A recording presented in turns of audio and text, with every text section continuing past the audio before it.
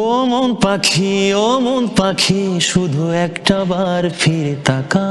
একজন ছেলে শিল্পী যখন গান করে, যত ভালো গান করুক না কেন, তার একটু কদর কম হয়। আমি গান করতে গিয়ে আমি রিকোয়েস্ট করেছি, দাদা আমার বাড়ি অনেক দূরে, আমাকে যদি একটু আগে দেওয়া যায় তাহলে আমি একটু দ্রুত বাড়ি যেতে পারবো। এই যে আমার ভিডিওগুলো দেখা যায়, আমি কৃষি কাজ করতেছি, ভ্যান চালাচ্ছি, আমার এমন এমন সময় এই কাজগুলো করতে করতে প্রাকৃতিক পরিবেশের মধ্যে আমার এই গানগুলো ভিতর থেকে আসে।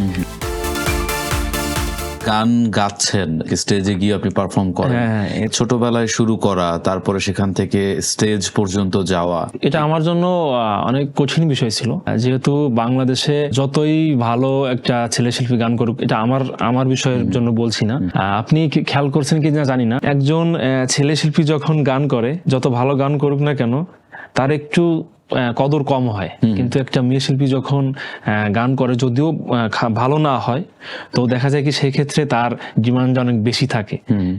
এদিক থেকে আমি বলবো কি, আমি সবসময় উপরওয়ালার দিকে আমি ছেড়ে দিয়েছি আর কি, যে আমি এভাবে আস্তে আস্তে করব। যদি কোনোদিন যদি আমার সুযোগ হয়, আমি যদি কখনো এরকম সুযোগ পাই, তো সেদিন আমি কাজে লাগানোর চেষ্টা করব। তো এইভাবে আস্তে আস্তে আস্তে গানের প্রতি আমার ভালোবাসাটা শুরু। এবং এই স্টেজে উঠার বিষয়টা এরকম ধীরে ধীরে, প্রথমে গ্রামে করতাম, গ্রামে বাউল গান হতো, সেখান থেকে আস্তে আস্তে আস্তে করতাম। এবং এমনও দিন গেছে যে আমি গান করতে গিয়ে আমি রিকোয়েস্ট করেছি, দাদা আমার বাড়ি অনেক দূরে, তো আমাকে যদি একটু আগে দেওয়া যায় তাহলে আমি একটু দ্রুত বাড়ি যেতে পারবো, না হলে গাড়ি পাবো না। তো বলতো কি যে এখন 18 জন আছে, 18 জনের পরে তুমি ওখানে বসো, তারপরে। এমনও দিন গেছে। যা হোক, এটা হচ্ছে মনে করি এটা আমার জীবন যুদ্ধ। এভাবে করতে করতে আমার সামনের দিকে আগানো আস্তে আস্তে।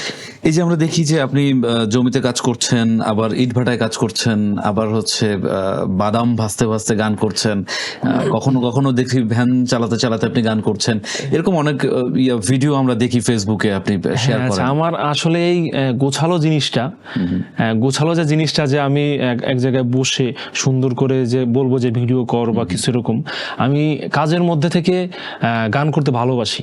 এই যে আমার ভিডিওগুলো দেখা যায়, আমি কৃষি কাজ করতেছি, ভ্যান চালাচ্ছি, আমার এমন এমন সময় এই কাজগুলো করতে করতে প্রাকৃতিক পরিবেশের মধ্যে আমার এই গানগুলো ভিতর থেকে আসে। আমি মনে করি যে এটা আমার থেকে সব থেকে সহজ, বা এটাই আমার ভালোবাসা, প্রাকৃতিক পরিবেশে বা সৌন্দর্যের মধ্যে এটাই হচ্ছে আমার।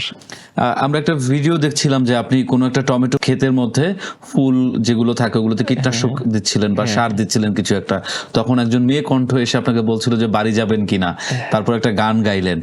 মেয়ে কণ্ঠটি কে? এ হচ্ছে আমার স্ত্রী, আমার সহধর্মিণী।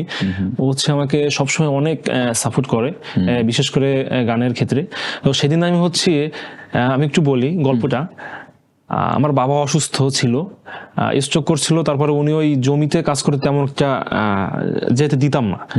তখন আমি এই জমির কাজগুলো করতাম, করার মধ্যে এখন টমেটো গাছের বিষয়টা জ্বর নাম করে অথবা গ্রামের মানুষ বুঝবে, শহরের মানুষ একটু বুঝতে কষ্ট হবে।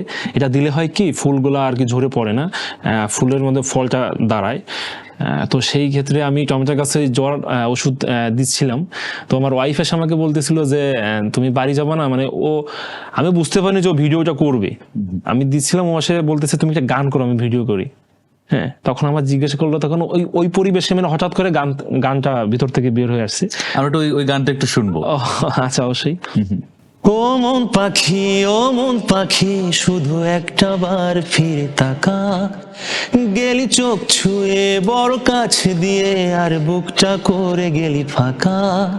আমার কল্পনারই ঘাসে আর জল্পনার ক্যানভাসে, এক ফোঁটা জলে মন ভেসে চলে, তোর কথাই বলে হায় হায় রাব্বা। হো হায় রাব্বা, হো